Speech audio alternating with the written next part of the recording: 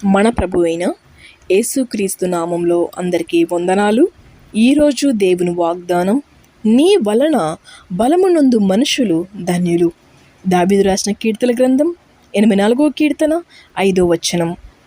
ప్రియ సహోదరి సహోదరులారా, మన విశ్వాస ప్రయాణంలో ఆయన కృపచేత ప్రత్యేకంగా పిలబడిన వారు, ఏర్పరచబడిన వారు, ప్రత్యేకింపబడిన వారు, ఆయన చిత్తము నెరవేర్చడానికి ఆయన ఆత్మ నడిపింపగలిగిన వారు ధన్యులు.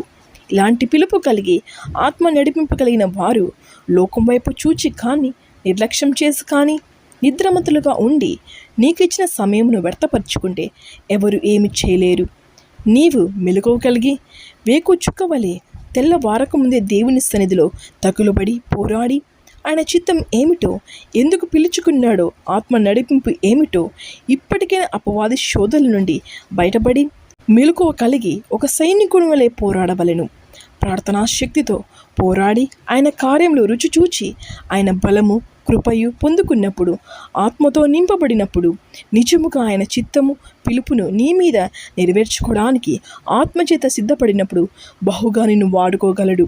నిజముగా ఆయన కార్యములు మన మీద జరుగుతున్నప్పుడు అనేకుల ఎదుట సాక్షులుగా ఉండడమే కాక జ్యోతుల వలె నక్షత్రుల వలె ప్రకాశించుతూ ప్రజల ఎదుట ఆయన కార్యములు నెరవేర్చుతూ నీ విశ్వాసము నిరీక్షణ మంచి కుమారునిగా కుమార్తెగా యేసు సార్థకమైన ఫలభరితమైన జీవితంలోనికి ఆత్మగల దేవుడు బలపరచునుగాక. ఆమేన్. ప్రార్థించుకుందాం. పరిశుద్ధుడా, ప్రేమగల తండ్రి, కృపగల దేవ, నీకు వేలాది స్తోత్రాలు యేసయ్యా. ఓ తండ్రి విన దేవ, నీ దయ వలన ఇంతవరకు మా విశ్వాస ప్రయాణంలో మీ కార్యాల ద్వారా బలపరుస్తూ నడిపిస్తున్న విధానం బట్టి నీకు స్తోత్రములు.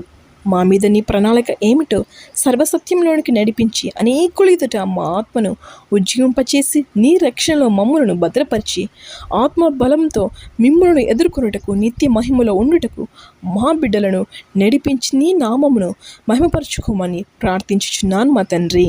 ఆమేన్.